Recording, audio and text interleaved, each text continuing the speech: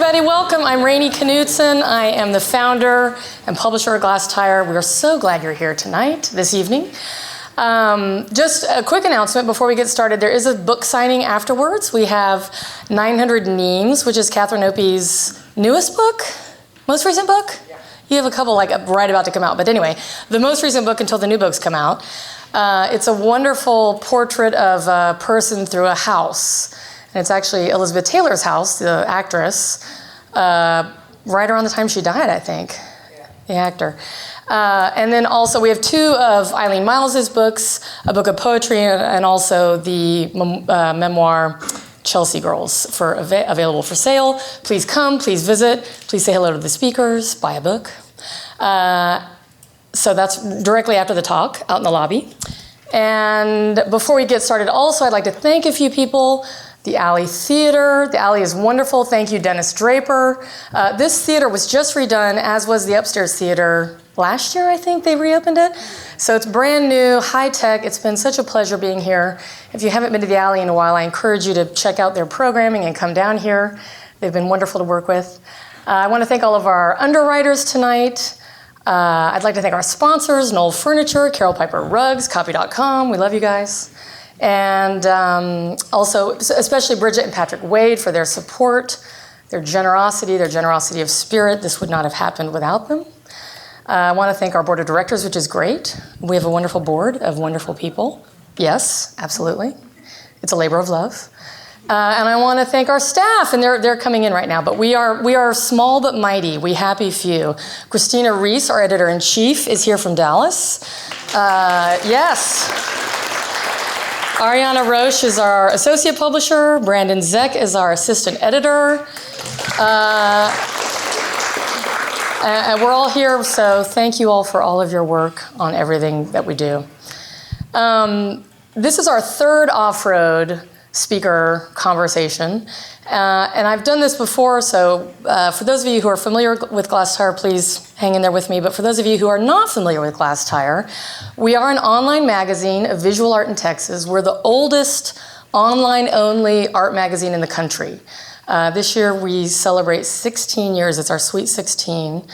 And since the beginning, I mean, a lot has changed in the last 16 years, but since the very beginning, the mission has not changed, which is to expand the conversation about visual art in Texas. And so I encourage you to look at the site, read the news, read the articles. We publish day in, day out. If you're looking for something to do, we have listings of all the visual arts events in every city in Texas every night of the week. We have a YouTube channel with our videos, our wildly popular top 5 videos, which come out every Thursday. And we just launched a SoundCloud channel with our new podcasts. Ariana Roche does Not a Hobby, where she interviews artists about their day jobs that they keep so that they can make art, because making art is not a hobby. And Christina and I just started a new bi-weekly podcast called Art Dirt, which is about topical art events of the week. And we'll keep that going, probably bring in some guests on that. So please check out SoundCloud, YouTube, the site. For those of you who don't know, I always get asked about the name Glasstire. Where does it come from? It is an homage to Robert Rauschenberg, who was from Texas. He was from Port Arthur, like Janis Joplin, actually. And at one point, he made these tires cast in glass, and they were very beautiful objects. And I loved the tension inherent in the glass tires. And we do a lot of driving around Texas. We drive the highways and byways of Texas a lot. And so that whole idea of the open road and blue skies and open highways and the intersection of ideas and that road that will lead you anywhere is kind of at the heart of everything that we do. And so the Glasstire feeds back into that idea. When we started to do a speaker series a few years ago, we titled it Off-Road, because for us, we were going off-road off the internet. But I also like the idea of off-road, the road off the beaten path, the road less traveled. The whole idea was to bring the great minds of our time to Houston, great artists who people here might not otherwise be able to hear from, and have a dialogue with them in real space, real time. And I'm not sure that we can think of two speakers who have taken the road less traveled more than Catherine Opie and Eileen Myles. They are truly independent thinkers, great minds, and in both of their work, they have gone the independent route, both in photography with Catherine Opie and with writing with Eileen Myles. Catherine, as I said, is a photographer. She, like all great artists, sees the world a little differently and takes that distillation of the world and presents it to us in her work so that we too can see it. And Eileen Myles, as a writer, I think does the same thing, looking at the world, distilling it in poetry in her case, and in a very great American tradition, I think, of unembellished, straightforward, honest, visceral poetry, presents ideas that are instantly recognizable. And they both create in their work the aha of recognition, which is kind of what it's all about. And the last thing I'll say about them is that I think that we have two quintessentially American artists here, and I mean that in the very, very best sense of the word, and most idealistic sense of the word, in that they are both tolerant, democratic, honest, and have great generosity of spirit for in their investigations and explorations of we the people. So with that said, it is my very great privilege and pleasure to present Catherine Opie and Eileen Myles.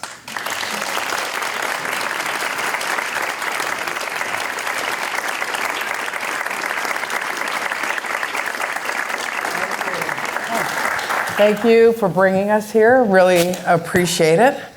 Eileen reminded me that this is our third conversation together now. Right, so we've been gigging off-road for a while. Yeah, we've been like going off-road in interesting different ways. And also want to acknowledge and thank the Fairbanks for allowing me to sleep in their beautiful carriage house. Thank you very much.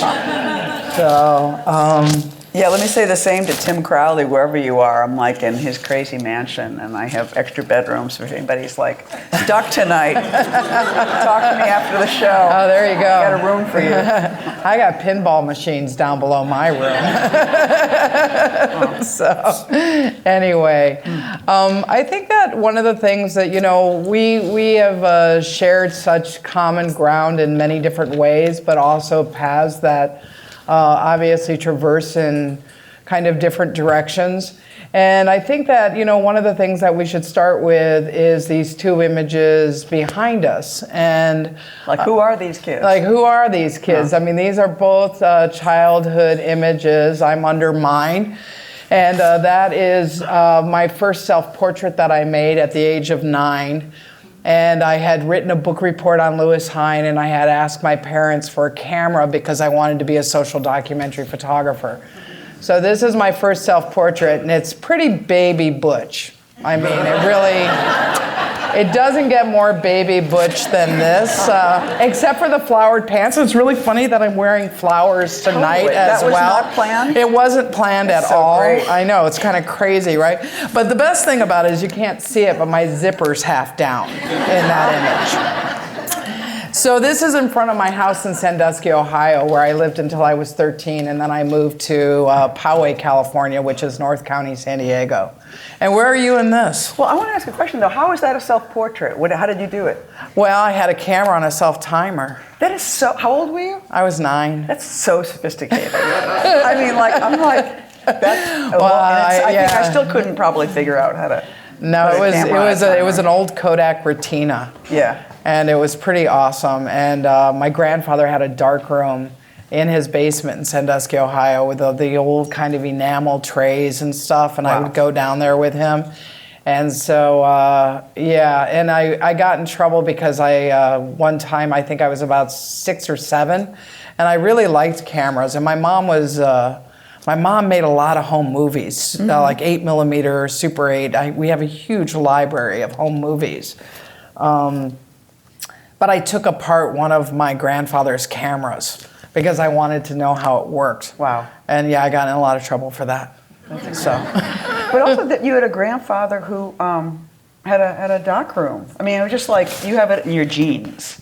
Yeah, no, there was, my grandfather owned this company called Opie Craft in Ohio, which was back in the day where you bought basswood boxes and plaques and, you kind of, it was all during that period of decoupage, and he was also started praying crayons in Sandusky, Ohio. So I grew up in this kind of really interesting, in the heart of Sandusky, this all these artists around, and my uncle and my aunt are also artists, so there was a certain permission to be an artist.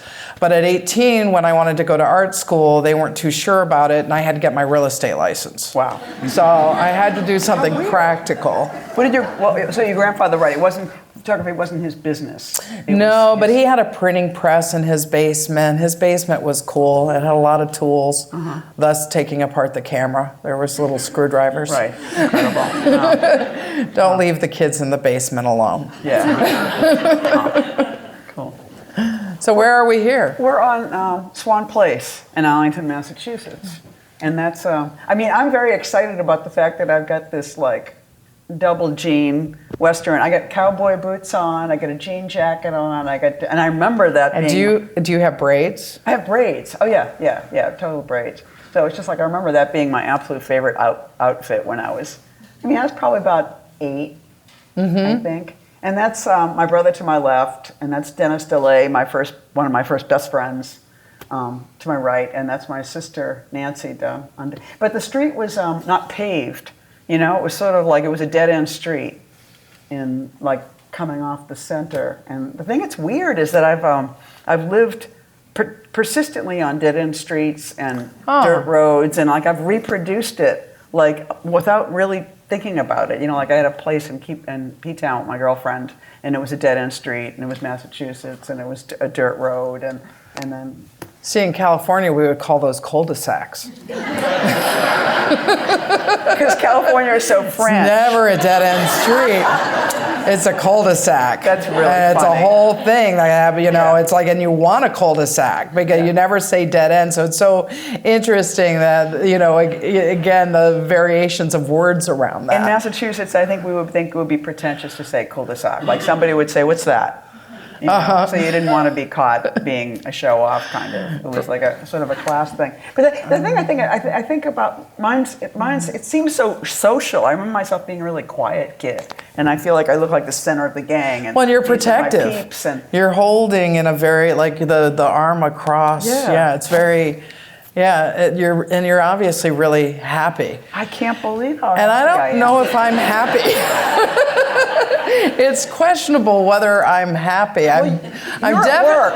You're at work. You can't be happy. I gotta do something. It's a curious thing because I'm obviously proving to you that I'm strong. And you're masculine. And I'm masculine. And and I remember being not a bully, but I remember, because I would never think of myself as a bully, but I do remember that having an older brother that was fairly intense on me, that I had to be strong. Right. And I remember if boys messed with me in the neighborhood, that I felt like, okay, I can mess with them back. Oh, nice. I hit back. Yeah. So, now we don't hit. Who's we in that sense? We, everybody. I mean, kids. Like Oliver would be horrified at the idea of getting in a fist fight. My son's 15 years old, and I don't think he's ever been hit, nor has he hit anybody. Wow. And I think that that's really different from the kind of time period we grew up in. Yeah, no, absolutely. I was totally about like going up to boys that I didn't even know and going, I can take you. Like challenge, I would actively challenge them, and I would just get my ass kicked. Yeah, but it was just, I was very excited about fighting. Yeah, no, fighting, it's the old Western movies and stuff. Right. So in the winter days. Yeah. So anyway, well, should we, good, we have images going now. And now it goes. Right? And now it goes. This is just going to go behind us, and we're just going to change the conversation about other things. Right. So what are you working on right now? I'm sort of on two things. One is that I'm writing a screenplay for Chelsea Girls. So Amazon has bought my book and for a movie. So that's very exciting, because when I wrote the stories that make the book, I was really thinking, I was a poet who was writing a novel for the first time. And I thought, I don't really know how to write fiction or a novel or prose even exactly. But I thought I totally grew up watching TV. I mean, I was just like a kid during what seemed like the golden age of old TV, you know, when nobody knew what TV was and it was all these vaudeville people. So I felt like I knew how to watch, I knew how to describe a show, and I loved movies. And so I wrote the stories and I wrote the chapters as if they were just kind of, I just thought I can remember a place and I can visualize it. So they're visual, yeah. Yeah, I remember that about the book. That's very visual. It'll be interesting. I'll have to reread it before watching the movie. Yeah. So, but do you think of it as, I mean, one of the things that, you know, is flashing behind us is ideas of portraits that I made in the early 90s. Chelsea Girl, was that 88? Well, it came out in 94. 94. But I was writing it in the 80s about the 70s. Yeah. And then maybe a little bit later, too. So it's sort of like, it kind of covered 70s to 90s. Sort of. And when were the portraits that you became first known for? 89, the Being and Having the Mustache series. Wow. Which, yeah, it was... I've been called sir my entire life. Maybe it's because I wore flowered pants and made muscles and had a short haircut as a young girl. But I've always been mistaken as a boy and been fairly comfortable with that, I suppose. Right. It's weird. I've had the same experience. I mean, growing up, I felt like I was a boy. I thought I was a boy. I prayed to God to wake up as a boy. And I definitely had the experience of, like, you know, going to the bowling alley with the kids in junior high and walking into I had a Sassoon haircut, and walking into the ladies' room and having some guy chase me for being a guy going into the ladies' room. So both of us, I mean, I want to get back to the work in portraiture, but both of us have these experiences of masculine self-perceptions or trans, and yet neither of us are trans and have considered transitioning. We're going to laugh that maybe perhaps a dying breed of Butch Dykes. Yeah, it's true. Here we are. We should be both wearing dusty cowboy boots right now because it's kind of like that. But no, it is interesting because both of us have had an enormous amount of people, and these early portraits were beginning. You know, that was a time period in which a lot of my friends were transitioning, and it was right on the heels of incredible loss in relationship to AIDS and how that decimated our community. And I always thought that kind of the transitioning of my friends, because the first kind of wave of people who were transitioning in terms of my community of Butch Dykes becoming men, they actually didn't become straight men, they became gay men. And I always found this kind of interesting, and I argued this with Dorothy Allison. Dorothy Allison was like, no, actually it was Gail Rubin. Gail Rubin's like, you're completely wrong. Gail Rubin's an amazing writer in terms of doing historic writing around sexuality. And I came to her with this theory. I said, you know, I feel like part of the transitioning to gay men is out of this incredible place of loss. And to replace them. To replace them to a certain extent. And it was like, you know, in the same way that the portraits begin to capture this very delicate time, but also incredible political time within our community. But there was this thing where it's like, you know, as leather dykes, we weren't allowed to go into the gay male leather bars in San Francisco. That it was actually like, you know, and I remember cruising around with Nayland Blake and other artists in like parks, you know, where we'd be drinking Jägermeister. Don't drink it, it's really bad. We were young and stupid, really young and stupid. But, you know, I would go and I would like pretend that I was a gay man, and I was like cruising these guys with Richard Hawkins and Nayland Blake and these other artists. And you'd always hear this from the bushes, "Psst, it's a lesbian." You know, kind of out there, and but then it happened where all of my friends transitioned to be leather men, and then they were able to have access to these unknown areas that I still didn't really have access to, and it was so interesting.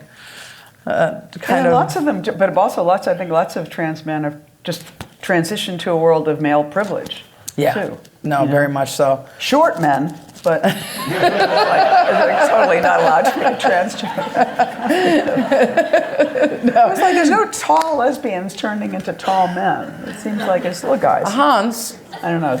Yeah, I know a few. I mean, yeah. Anyway. So, but you know, when I think about this body of work of that, what I first saw of yours with the mustaches, they're so interesting because they're like very fleshy, incredibly fleshy self-portraits. And they have that like incredible black boundary sort of, and they both look like they're right on the cusp of like high art and criminality. They also look like mugshots. Potential mugshots, yeah. No, and it was about the idea of the gaze being back to the audience, and that through the years I've had lots of fights with male photographers of like, why do the women always stand naked, looking off like this? It's like nobody, like so often, if you look at the history of photography and especially how women are portrayed, very rarely are they like facing the viewer. So with Being and Having, it was this idea of donning this kind of masquerade of masculinity, right? But that you automatically viewed them as male. And actually, the first time that they showed it in a small museum in Santa Barbara, I had this woman who was an intern walk up who had lived with them for the whole exhibition, which is 3 months. And she said, I think I know some of these guys in the photographs. And I said, they're all dykes with fake mustaches. And she was absolutely shocked. But you can see, because I'm shooting with a 4x5 camera, you can see the webbing and the falseness, but it's automatically the gaze and the reading of the facial hair that is just, it's male. Right. It doesn't go beyond that. But then it does for the queer community. Mm-hmm. So that's the other kind of interesting thing that happens with work. Mm-hmm. And I think both of our work, and it's a question that I've gotten, who do you make your work for? Mm-hmm. Who's your audience, right? This is a common question that is also like an art school question. It's like, well, who's your audience? And I always never actually ask my students that question. Mm-hmm. But I think that as you become a public figure, my audience was myself and my friends at that point.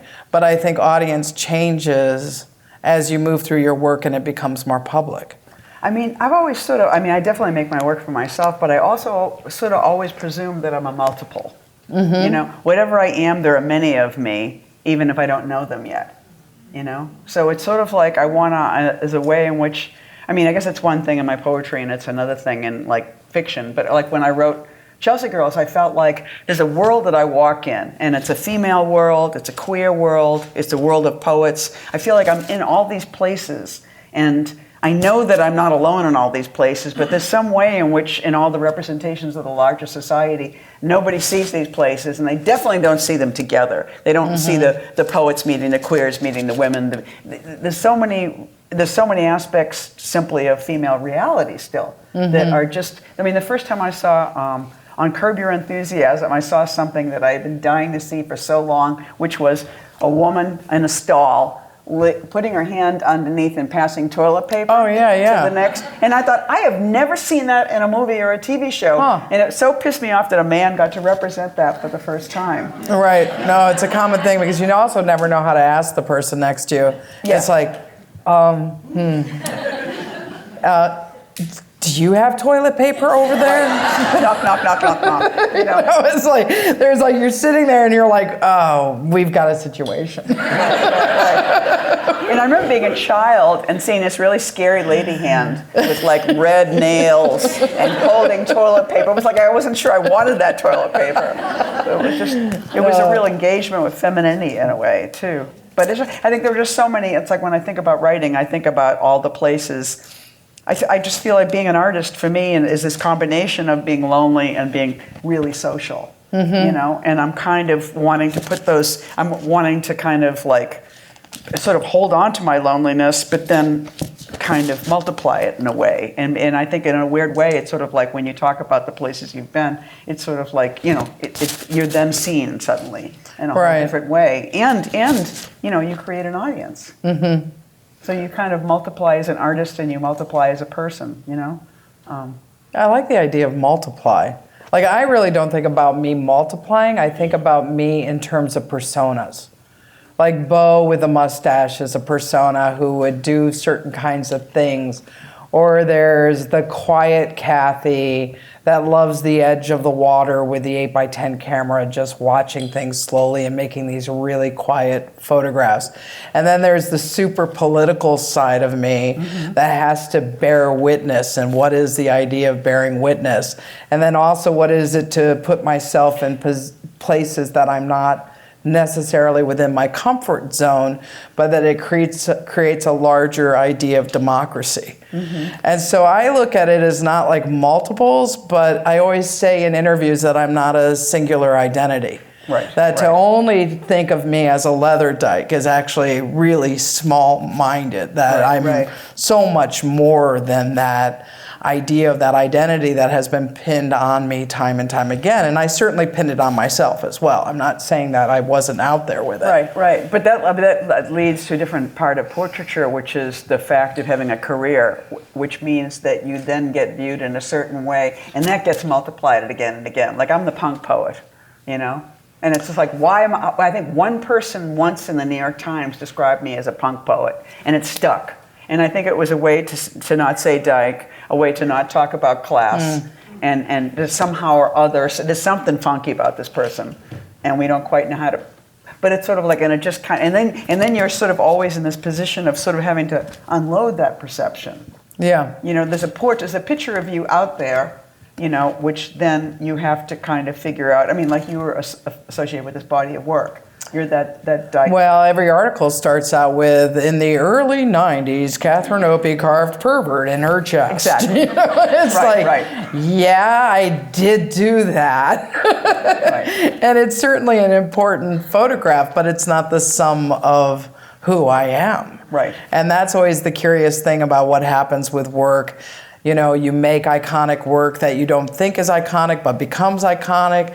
I mean, you've had to experience that with your writing as well. It's like the kind of perception that's placed within your bodies of work is something that you shouldn't have control over. You should only have control over the work that you make. I mean, in a way, you're powerless over your work being successful. You know? And so, like, my next book is actually a memoir of a dog, you know? And I thought, you know, like, I got a lot of attention from my last books, so I thought, I'm on easy street now. I'm just gonna have such a great new agent, I'm just gonna sell my book to a lot of money. I'm just like, it's just, all that suffering is over. And we go out with this dog book, and they're like, what?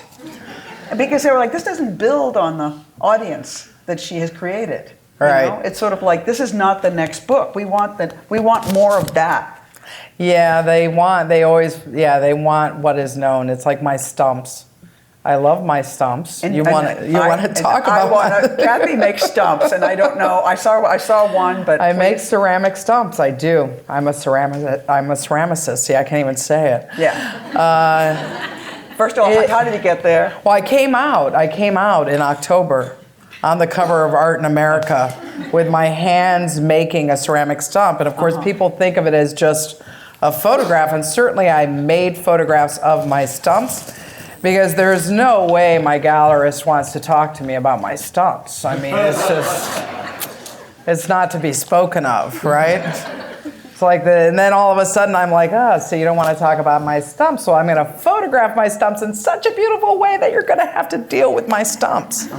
But it's, you know, it's my postmenopausal moment, my stumps. What does that mean? I want to know. I mean, I feel like I could just accept that glibly, but what do you mean by your postmenopausal moment? Well, you know, menopause is hard, right? And menopause isn't something that people really talk about. I mean, you're talked to as a child when you're about ready to get your period, right? It's like your mom goes like, you know, this thing is going to happen. You're going to menstruate.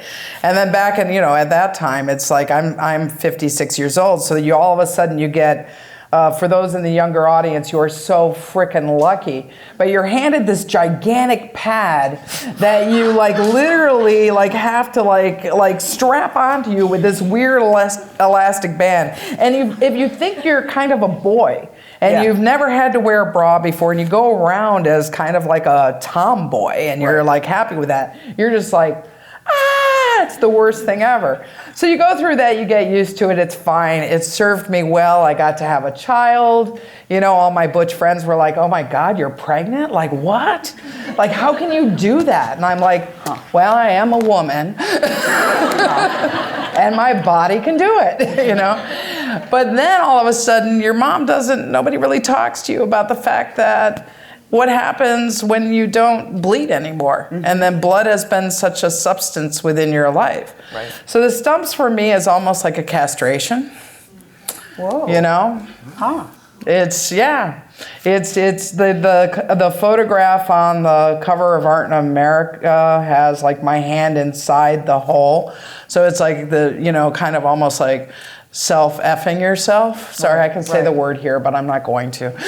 But it's like, it has like a lot of like things in terms of what it means to kind of face your own mortality to a certain extent, even though it's only menopause. And that's what the latter portraits are about, where the figure's emerging out of the black, as well as the new abstract landscapes. They all have to do with like versus me looking at the external world, I've now gone utterly internal. And it's almost that these artists and photographs, portraits, the people are kind of emerging from almost a dream state with me, as well as the stumps are almost this dream state. And they go on fire, they do different things, but they've never been shown just as objects on their own. That seems really tragic, though. I mean, I just feel like as artists, you just want the next space to be the next space. And then there's this reality of the marketplace, which kind of objects to that in some way.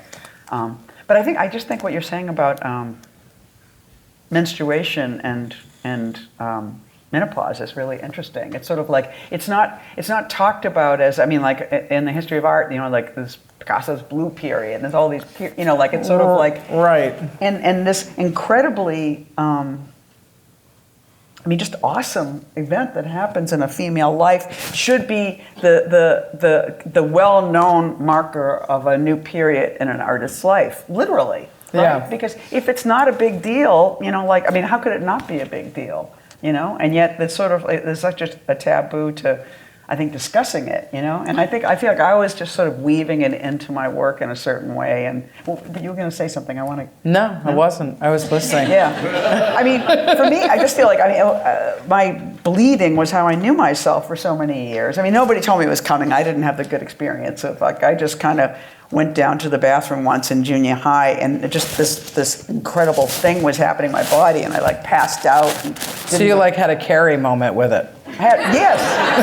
And I didn't go to school that day, and kids thought I got kept back. It was the last day of school. It was the whole thing was horrendous, and it was like this, what am I now, and who am I? But on the other side of it, when it ends, what I realized, it was like I didn't know myself, because I felt like the way I knew myself in my sexuality. So it's sort of like, around this part of the month, I'm really horny. Around this part of the month, I feel sort of like this. Around here, I just there was a shape. And suddenly, without menstruating, the shape was gone. And it was like, so who, it was just like it was open. And it was a completely new, and I just sort of had to figure out, in a way, I almost think of myself as becoming, if I think about my photographs, taking my photographs. Yeah. Some of these, well, that's... Oh, there you go. We're starting there. Weirdly, that's just a picture of my dog. That's the cover of my dog book, and I didn't even take that. See, it's going to fuck us up if we look back. I know, because now we're just going to be looking at the words, which we wanted you guys to do, because it's good to look at words and then have flashing images. Yeah, but they just sort of interrupt the... We really designed this really well for you guys, right? No, it's great. It's great. Look at us. We're talking about menstruation and menopause, and you're rolling along with us. So I didn't know. I just felt like I just needed kind of a name for this new space, and it seems like it's open, it's landscapey, and I think it was one of the things that, luckily technology, gave me a camera to be carrying all the time with my cell phone. And it's so I always liked taking pictures, and pictures had something to do with sadness, but it just became a new way of I travel a lot, and I just take pictures as a sort of visual notebook. And it just seems like in response to this kind of open space and this different relationship to time, you know? Does it change having a cell phone with you and taking pictures? Does it change the way that you write? Because one of the journeys I did, as you know, I went from Korea, the port of Busan, to the port of Long Beach and made this body of work called 12 Miles to the Horizon. And the one book I packed with me was the Iceland book.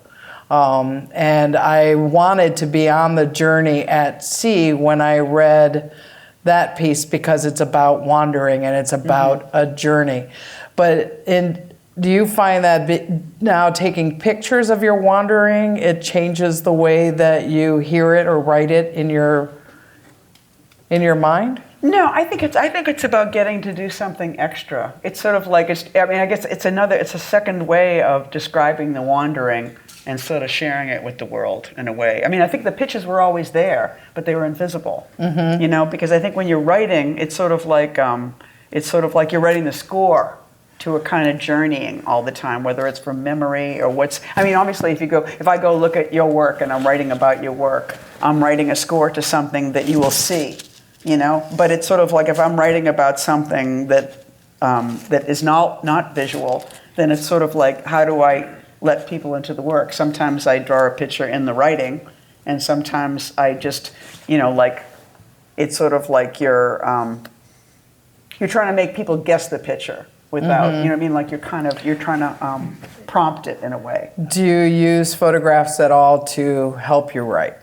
Do you go back to an image to then, or do you allow it to still remain just within your head? They hang out with me. Like I, in a period of time when I'm working on a book, there'll be just pictures that I'll see, and I just feel like I know these are part of that book, and so I pin them up to where I'm writing, you know, and so they're part of the repetition of the book. And sometimes in the book I'll literally describe the picture, you know, but they're more like markers on the road. They create the road in a way, because the thing is, you know, writing a book, you're going forward all the time in a way, and so those pictures remind you where you are.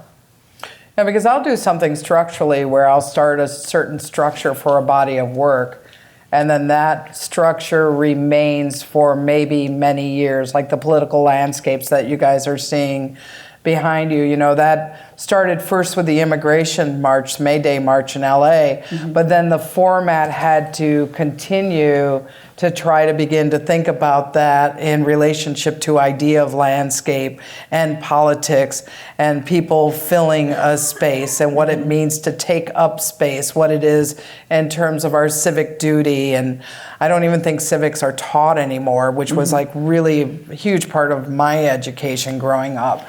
But that it's really important for a structure to remain within that, so that when I dip back into it, I already have a place to kind of create a format to continue the conversation. But I'll dip in and out of ideas and bodies of work where sometimes it's a 20-year body of work.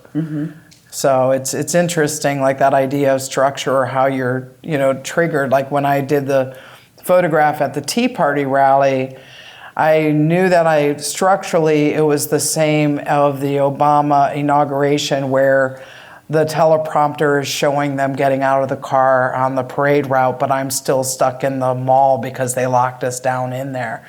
And so there's things structurally that happen, so that as soon as I saw that out there in the, you know, at the Tea Party rally, like kind of compositionally, I was like, okay, this has to go with this in my head. So there is a way of like kind of dipping in and out always within creating this language around the kind of things that I explore. So, which I imagine is the same thing with being a poet and a writer. Yeah, but I guess I'm thinking about time in a way. So in a way, there's like a big ideal show that nobody ever sees but you. Yeah.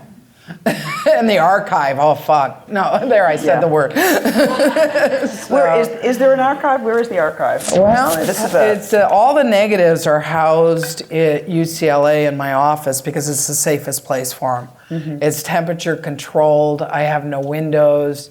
There's a sprinkler system, so that if a fire happened, it's much safer than being in my home or in my studio. And then there's just, I started printing in my darkroom in 1975. I had built my own darkroom. So there's boxes and boxes of prints from high school, like on up. I mean, How does that feel? comforting. Huh. It's really comforting. Yeah. I don't have the greatest memory, and I've always felt that, it's interesting thinking, because I'm a big reader. I'm a very voracious reader. Like, I love the good novel, but I often think of my body of work as this kind of big American novel that represents my life in these different moments and touchstones. And so to go back into the archive and all of a sudden start looking at things in the 80s, I'll see that all of a sudden I'm structurally doing the same thing now, but I didn't realize it until the memory was sparked. And so it's even with the first self-portrait, like wandering around Sandusky, Ohio, photographing everything is often how I'm wandering now. Yeah. So it hasn't changed that much. It's just become more sophisticated. Right. But I think it's hard for us to break our own rules as artists or writers. Like you become more sophisticated with it in experimentation, and you try to visually, obviously, mix things up, or I do with making images, but that there is a very concise way of trying to create an interpretation in terms of the language that I'm trying to bring through, both historically and personally, within the bodies of work. I'm just at this funny point where it's like poets, at some point you sell all your shit to a college library. Oh yeah, did you do that? I'm doing it. I'm in the middle of it. Oh wow, what library gets to have you? I think it's a toss-up between Yale or Texas. Ah. I know, I never thought Texas, and now that I have a house in Montfort, I'm like, Texas. But it's kind of like The Price is Right. It's like who's going to offer the most, and then and then it's it's this very mortal thing, because it's sort of like these people go into I have all my stuff in storage units, and they go in, and then I'm not even there, and they're like I'm like, I don't know what's in there, and they. And then they find these personal things, like in notebooks? All my notebooks are there. I have notebooks since age 10. That's weird. That is the... so that's... So we're both making sense of our world through the same craft that we've kept on through our lives. Everything comes from the notebook, and it's sort of like... And I shared a room with my sister, and so I have no privacy, and I just remember sitting in the hall, under a light and writing in my notebook for the first time and thinking, this is it. Like I found some space, So what's the difference between a notebook and a journal? No difference. Yeah. Yeah, I mean, that's what I mean. They're all, and then they, you mean like it's or a diary. Yeah. Did you ever think of it as a diary, or did you think? Yeah. Sure. I mean, I would use all these. I'm just trying to imagine the 10-year-old self with the braids, like sitting and writing. Right. I think I totally thought, dear diary. Oops, sorry. There goes the deep voice. And I think it was some insurance company giveaway notebook. You know what I mean? It was like, I think I remember a deer on the cover, and 1960, and it was just like half a page and an empty space, and so there's been rhythms in that, because you'll find some notebook, like a composition notebook, and I'll be like, this is what I use, and New Habits with, like, for a long time, it's like where I am when I crack open the new notebook is the name of the notebook. So the current notebook is Big Bend, and then my mother died, and I just felt like Big Bend is like the name of her death. I didn't know that this notebook would hold her death, but weirdly, my dad died in 1961, and he didn't even get mentioned in the notebook. You know what I mean? I was like, that's interesting. How could that be that I didn't think my dad's death? So you actually went back to try to find how you wrote about your dad's death with going through your mother's recent passing? Years earlier, I thought I must have written something good about his death. It was like, I didn't even mention it. But I was still saying pizza at lunch at school this week. Yum. Exclamation point. Right. But then the mortality is just like at this moment having all these. They'll like, well, we've got 70 feet. They measure it. They're like 70 feet of boxes of correspondence. We've got like 10, 12 boxes of notebooks. That's really great. You know, it's very weird. Does the money go up? Oh, yeah. With the measurement? Yeah. Because we follow. Kind of like the big print. It's a little bit more expensive. Because you follow patterns, and like, Allen Ginsberg, we all followed when he sold his papers to Stanford, he got $1 million. And it was like, and around that time you heard that the more the better, just put everything in there, and create weight, bulk. So since then it's gotten even more, like my dog walker says, 1255 pee, water, no poop, or and like throw it in the archive.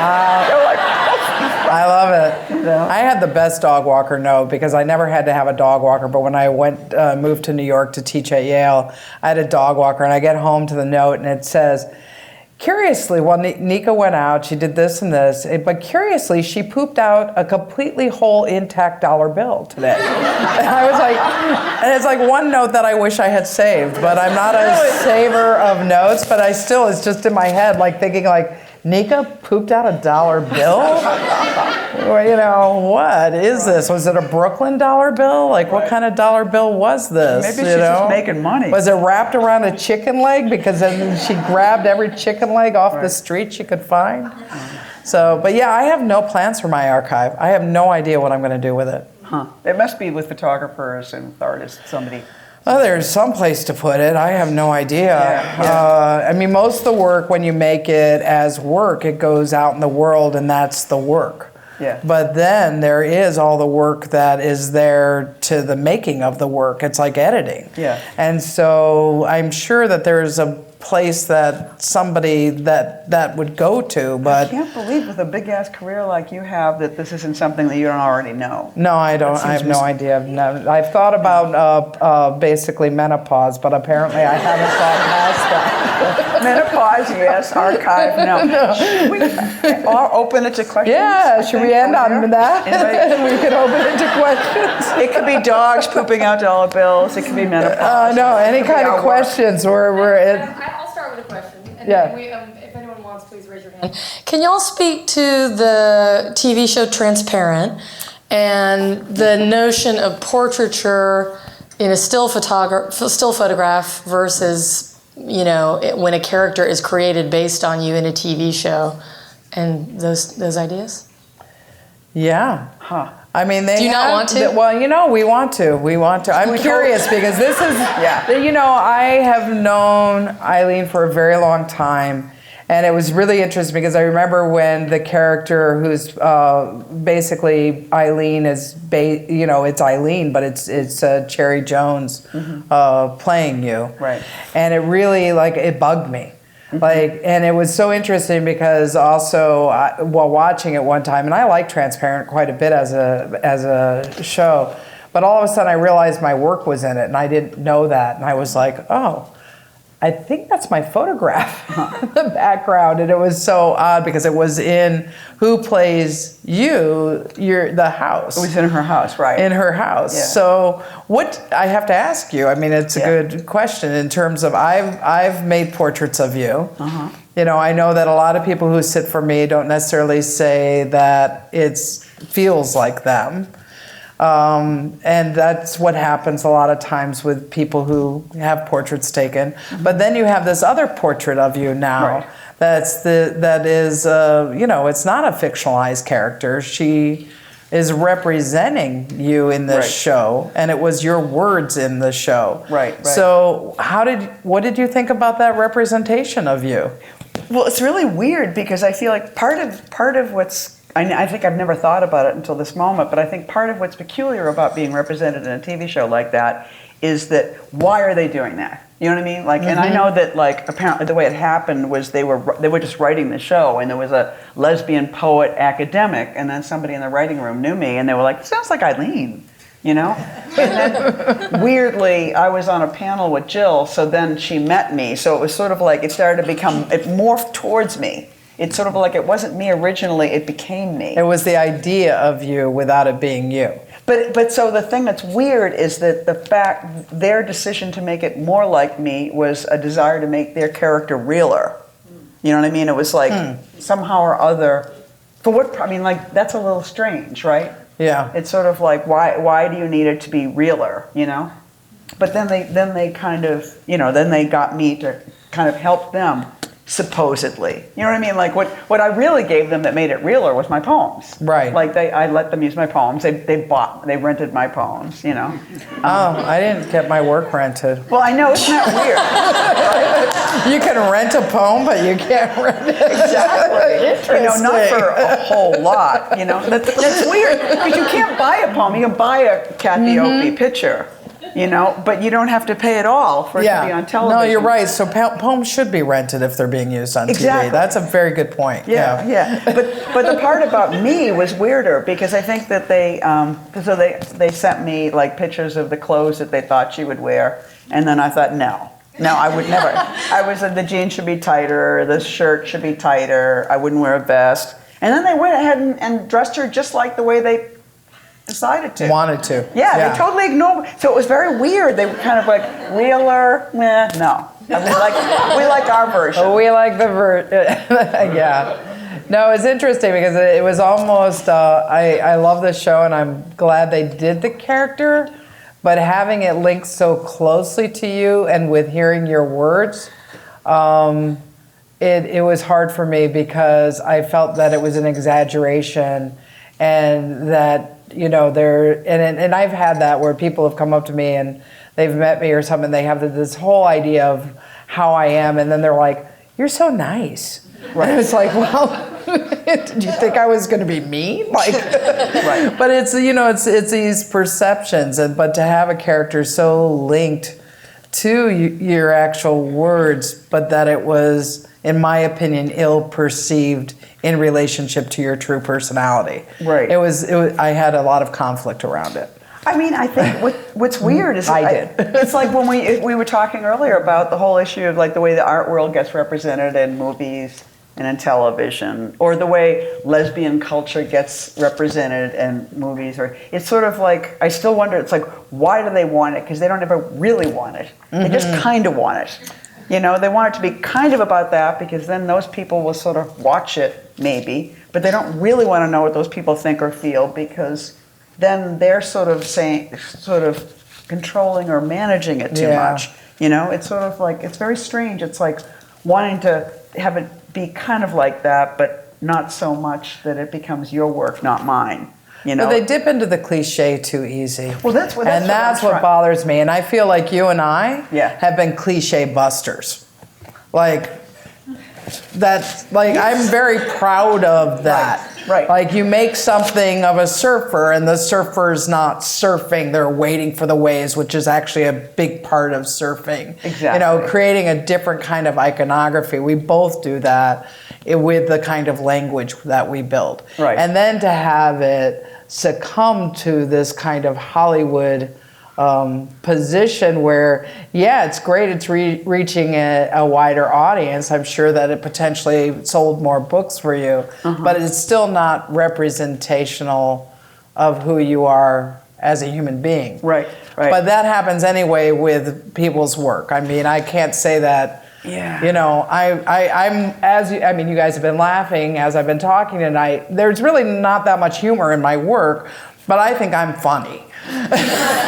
So, you know, it's a funny thing, like ideas of representation, and it's a slippery slope to a certain extent. Right. Well, I think this is like the most interesting thing in the world, because I feel like art, no matter what materials you use, I think art starts inside. It's an arising, you know, there's sort of like something before the work, and that makes the work.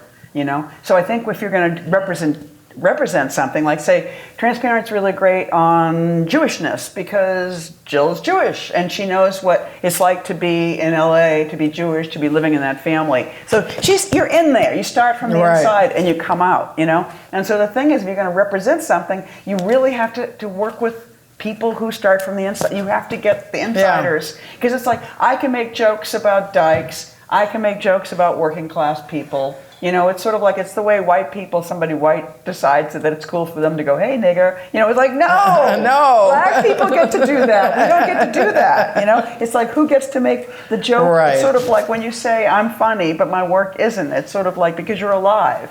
Yeah. You know, it's sort of like you went there and you left that, you know, but you're here. Yeah. And it's like that shaking thing is what's, you know, and it's like somehow it's sort of like there isn't a kind of a, you know, there isn't the same, like when years ago, somebody wanted to make a film of Chelsea Girls, and they started me writing the screenplay, and they decided, nah, and they gave it to a real screenplay writer. And what she did over 10 years was put all the cliches back. Oh, you know, it's sort of yeah. like they gave me, there was no dad in the book, they gave me an Archie Bunker racist dad, because I had to have a racist dad. How could it be working class if I don't have a racist dad? You know, and slowly, she was a dyke, but she had to be a femme, because we're interested in lesbians being sort of feminine.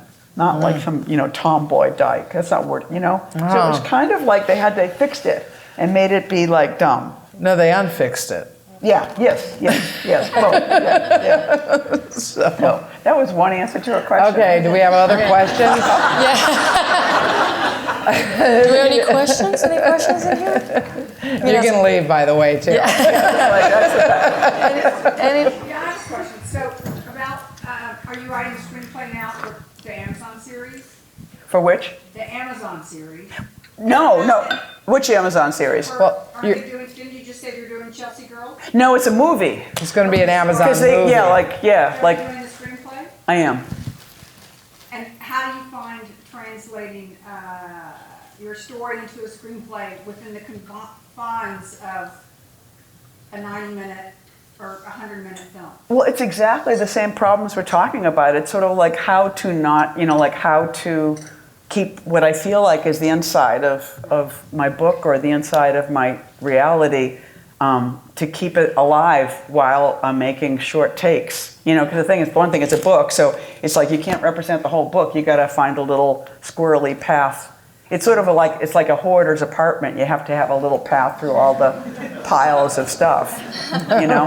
And so I have to write that path, but still make you know that the piles are there. So it's really tricky, you know. Are you mourning what you're having to not put in? What you're not able to put in? No, because I feel like my business is making decisions. You know, every time I do a reading, it's like I can't read the whole book. So I'm going to think, how do I feel tonight? And I'll read these 6 or 10 poems, you know, and I'll read them in this order rather than that order, you know, and in between I'll say this. So it's very much like what I already do, but I feel like the trick in doing anything new is to remember that it is like doing what you already know, but just doing it in a different form, you know. Thank you. Yeah, thank you. This person. Can you talk about bravery in your work? I think you guys both been very brave as artists, especially early in your career, as putting yourself out there fully and really exposed in a way. Can you talk about how you navigated that personally and professionally?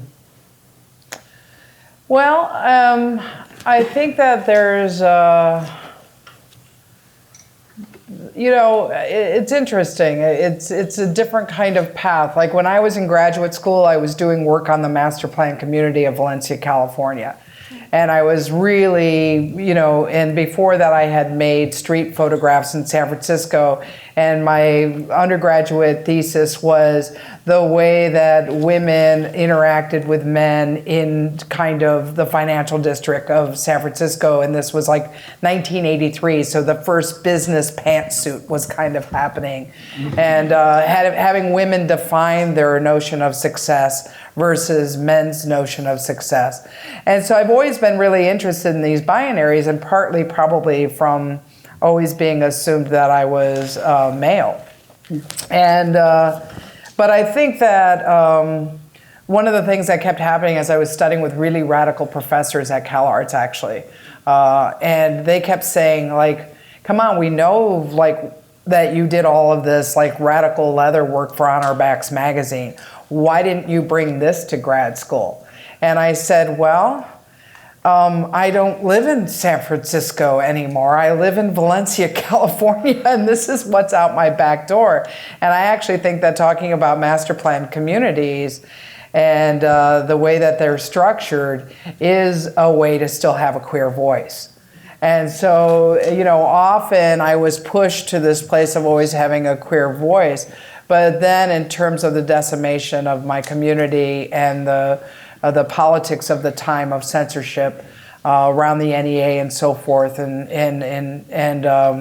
the NEA 4, you know, when I graduated from Cal Arts, I then started making Being and Having and all the portraits. And I didn't have a public platform at that point. I wasn't represented by galleries. I wasn't showing, but the work immediately started to be exhibited.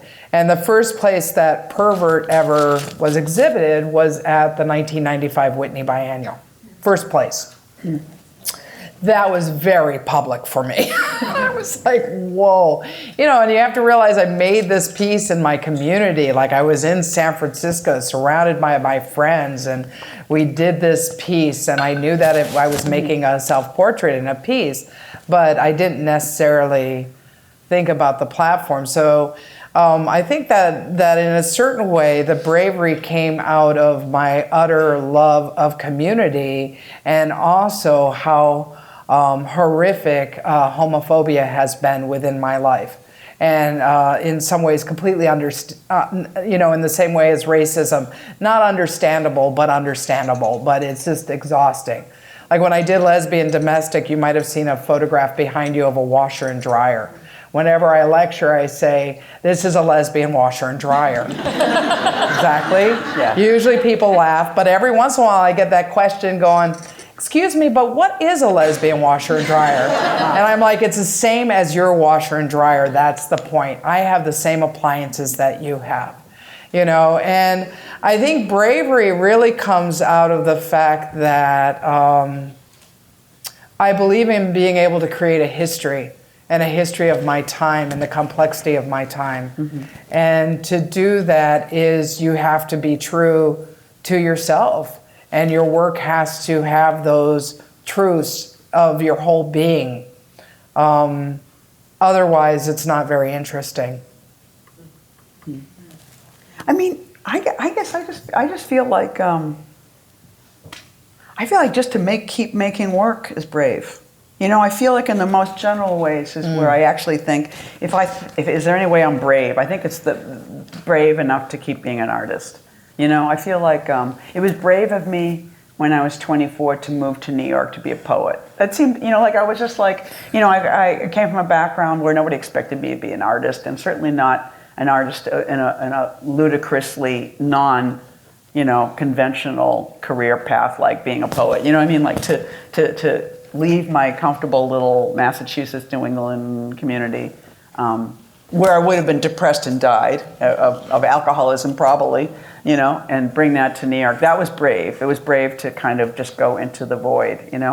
And I just think to keep working for years, you know, like whether somebody wanted the work or didn't want the work, whether you felt like whether I made something, I did something, I got something, but I didn't get enough, and I was still having to work too hard. And I mean, so I think that kind of just to keep being an artist in time, to me, is incredibly brave.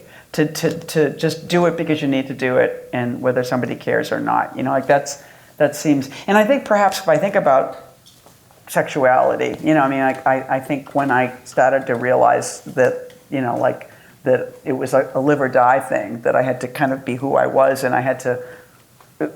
Becoming as a person was more brave than becoming as a person in the writing. You know what I mean? Like being a person is harder than being a lesbian on the page. Mm-hmm. You know, it's sort of like, in fact, I was better at being a lesbian on the page than being a lesbian in my life for a while, you know, because it was sort of like, it was easy to write it because that's what I did, but it was like to live it and to, you know, and to become more open. To own it too. Yeah, and to kind of just to occupy space and not know what that looks like, and to keep occupying it, you know? I mean, like I think life is somehow, it's like art is a real support for my existence. You know, it's like writing makes me not crazy. You know, writing keeps my balance. You know, it's like it's my moral. You know, kind of. You know. I have a question. You must be playing off of Andy Warhol's Chelsea Girl, I guess. And so, what is your reaction against whatever he had, or what he tried to say extra, or? Well, mine is Chelsea Girls, and his was The Chelsea Girls. Okay. So I'm making the, which is a big, and it was really, like the title chapter in the book was really about, like working for a poet who lived in the Chelsea Hotel, and there being a lot of girls in the story, and just realizing that, I think I titled my book that in the 80s, when it was very, like everything was about appropriation. So you would like find something someplace and use that, and that was like smart and sort of wry. But it was like, it was a way of occupying a myth that wasn't entirely mine, but kind of was. So it was sort of like, it was almost like writing on a photograph in a way. It was like piggybacking, but thinking that that was a new version of that in some way. And I loved Warhol's films. It's just like, because they were kind of like that, you could waste time, that you could drone, you could that like normal reality could be stared at for extra long periods of time. Because I felt like, it's sort of like there's all these rules in writing that everything has a point, and you don't put a gun in the story unless that gun's going to go off. And I just am much more in a writing reality where you waste some time. You put in some stuff that is just hanging around because that's what's happening. We don't have to drink the water. It's just, it's here. The flowers are just here, and stuff. And art needs to have waste. And and even using that title again meant that it was just, I was reusing something, and that seemed cool. There's somebody over there. I know this is Houston, but I just wonder if either of you would care to comment about the moment in which we live, and there are images behind you that engage that question. So, That really does. That does a lot. Yeah. Yeah, right? It's interesting. Interesting times we live in.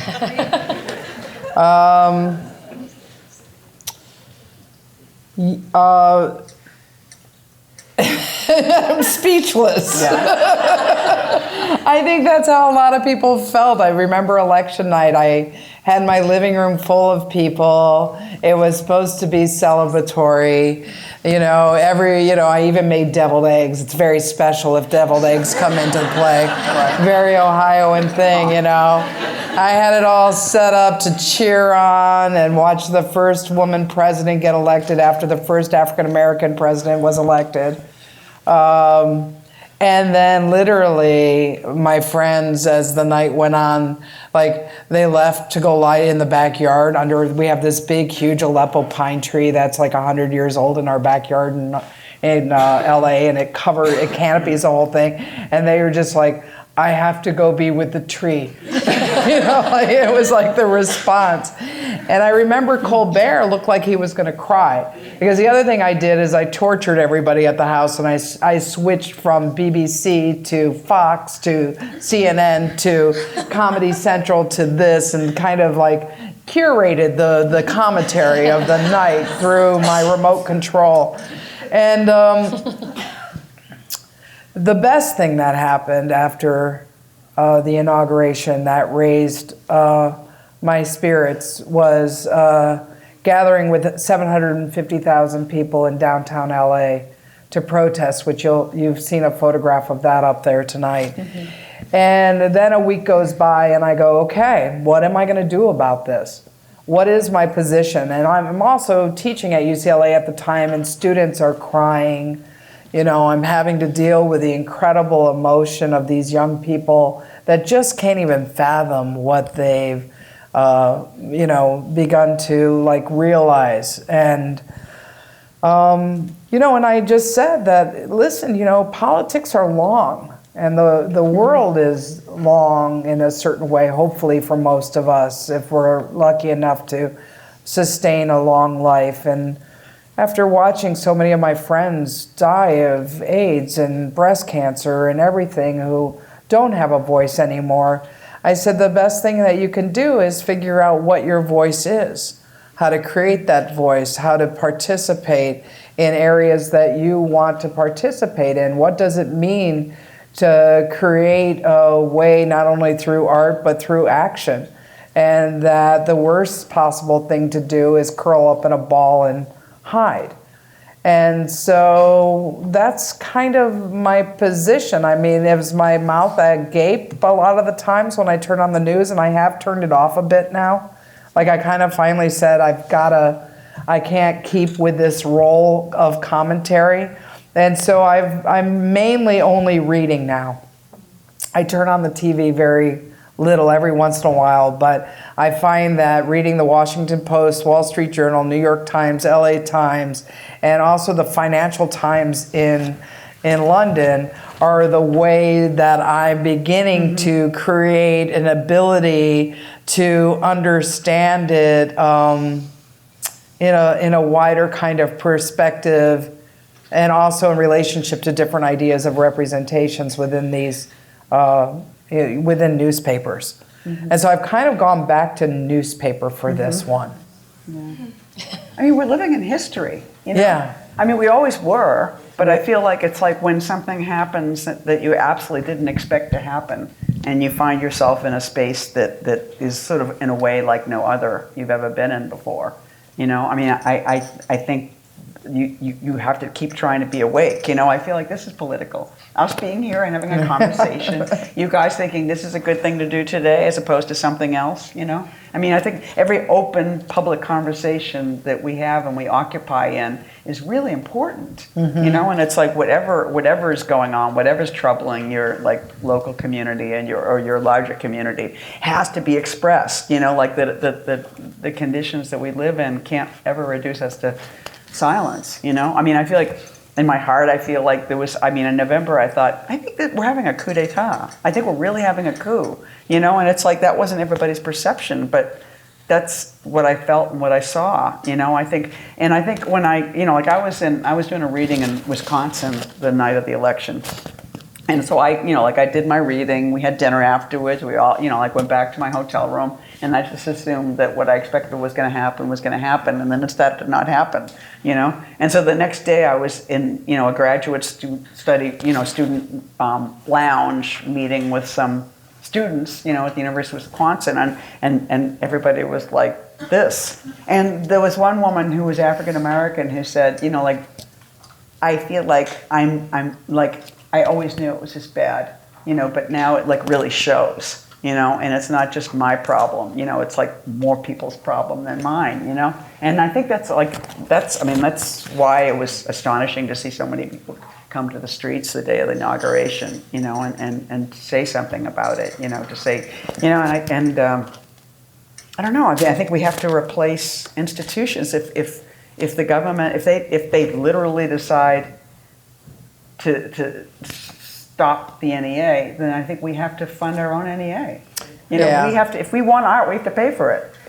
Which means also you don't have to be rich to do that. You just have to support people, help people, make stuff. I feel like it's sort of like everything has to be put back, and even built larger. I've been reading The People's History of the United States, which I've owned for I don't know how many decades and never read. And when I read it, I think American history is filled with like corruption and squalor and like it's sort of like it's never been.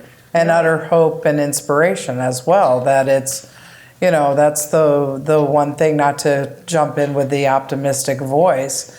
But all politics, that's what I mean, that hopefully we live a long life. And we will see again, that it shifts in and out. And we're in a really bad shift now, in my opinion. Some other people might be in the audience actually really happy about what's happening. But for myself, I'm not happy at all with the direction that the country has gone in on this regard. But my dad owned the largest political campaign collection in the country. That's all housed in the Smithsonian now. So I grew up with like the Lincoln, stereotypes in my house, and the only example of FDR in a wheelchair was putting a penny in his hand, and it would drop down in a slot in his wheelchair with a cast iron blanket covering him. And so I was constantly taught, and I grew up in a very Republican Ohio family, and So, I was grilled and taught about American politics from the time I could even, there's pictures of me as a young child on the carpet in Ohio sorting through a big box of campaign buttons my dad got. And the unusual thing about this is that it's not politics as usual. And there's a certain kind of renegade aspect to this because of the inexperience of the current administration. That is the thing that is the hardest for me and most horrifying.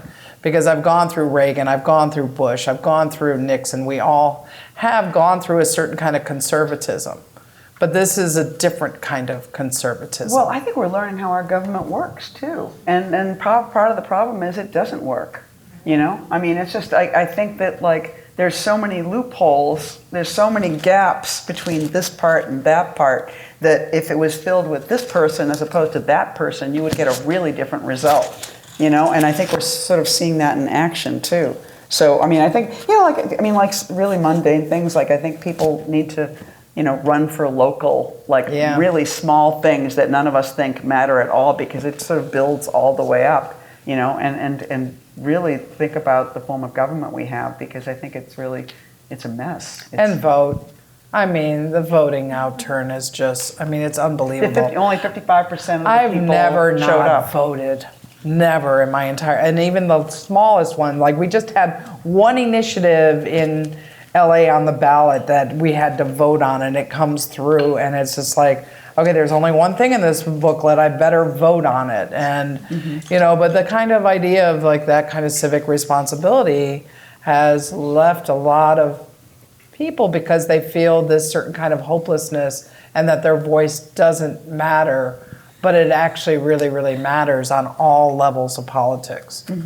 If you want it to function properly in relationship to a broader democracy. Right.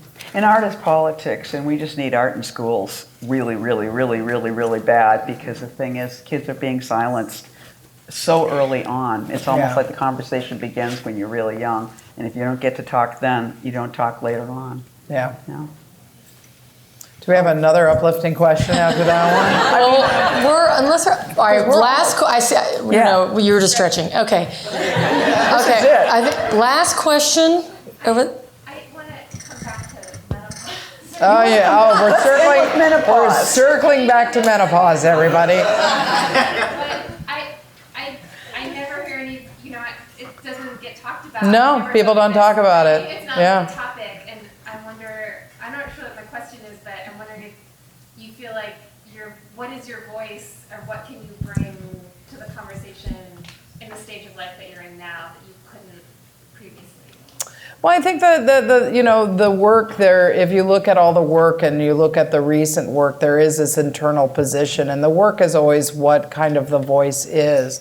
But obviously people would go to it and not think oh, Kathy's doing work about menopause right now, because it is internal. But I get to publicly, when I lecture, begin to kind of talk about it, that blood was a substance, this last kind of gasp in my life after doing self-portraits that involved blood, and I'm interested in the substance. And so I think that, that I don't really have any wisdom to impart, except for the fact that in some ways what Eileen was saying, that there's these different shifts within our life, and the work begins to take that shift, and then it allows you to begin to openly discuss where you might be at in relationship to that shift. And it was really interesting. I did a photograph that I now probably won't show. I have very few men in my life. I have a son, but I haven't had, and I'm not a separatist whatsoever, but I haven't had a lot of men in my life, close male relationships. And at one point I had this amazing trainer at UCLA, and it was at the time that my body was changing, and I was just kind of feeling everything, and I felt like I needed to really get stronger. I was feeling kind of weak. And he was this beautiful, very tall, beautiful, he could jump standing this high onto a pedestal, he was CrossFit training. I mean, I did get a rotator cuff tear doing this, so can't advise it, you know, but he's an African-American man, and I did this, one of the first photographs I did in this series, because he was so intimate with my body. It was 5 years of 5 days a week with this man.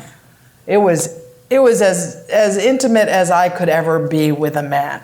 But I did this photograph of him, and it showed in the first show at Regan Projects, and he's nude, and he's holding his penis, and he has blood, fake blood all over his hands. And I stupidly didn't think about the history of castration in the African American community. I just thought that this man was bleeding for me, that he took my blood in a way. And there was like this really like intense connection. And I kind of, I mean, especially after what's happened at the Whitney biennial and so forth, I probably won't put that piece because an enormous amount of friends came up to me and was like, Kathy, like, what is this piece about? And then I was talking about it's like he now bleeds for me because I no longer menstruate.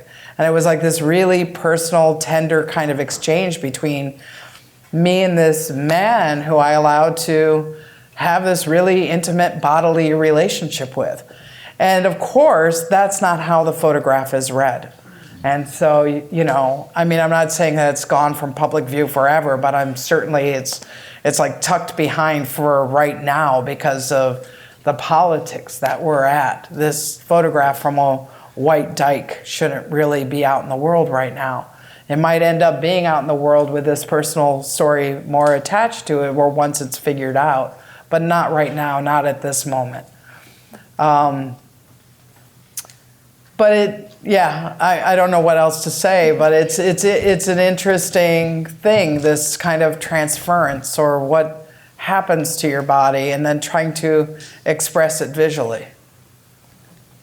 I mean, I just want to say that female aging is really powerful, you know, and that I have no patience anywhere in the world for any other message, you know. I mean, I feel like it's like there's such a, you know, a privileging of women at a certain moment in their lives, and other than that, you should be invisible. And I think both of us are lucky enough to have had careers and that keep going and have only gotten better since we've been older. And I feel so lucky. But I also feel like the big part of the politics of the message of my work and my existence is that you know, like with my female life, I'm you know, like I'm a multiple. You know, I'm saying that it's sort of like women don't get like put over here when you start. I mean, like, hey, I never did reproduce. I'm generative in other ways, you know, and I'm generative in this way, and that's the message, you know. And I didn't stop there, and I didn't stop here, and I just saw my own mother die this month, and it was amazing to see a woman live long and you know, like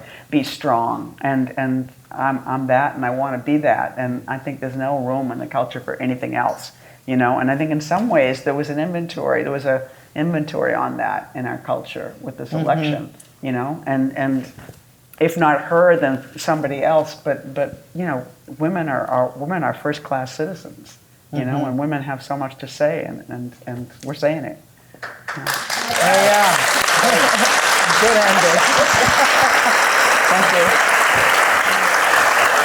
That is a perfect place to stop. Thank you both so much. Thank you, Catherine Opie and Eileen Myles. Everyone, there will be a book signing directly after the talk right now in the lobby.